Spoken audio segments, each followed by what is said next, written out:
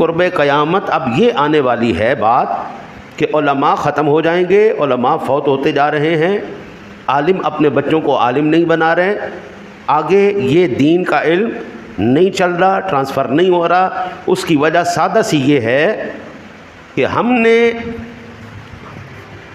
فتنے کو، فساد کو، لڑائی کو، جھگڑے کو اور پیسے کو، مرتبے کو، ہم نے شہرت کو اپنا سورس آف ارننگ بنا لیا ہے، مقصد حیات بنا لیا ہے۔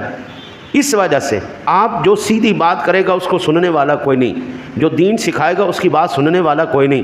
آج جو جتنا بدتمیز، بے شرم، بے غیرت، جتنا منہ پھٹ، وہ اتنا زیادہ مشہور، اتنا زیادہ اونچا، جتنا لچا اتنا اونچا۔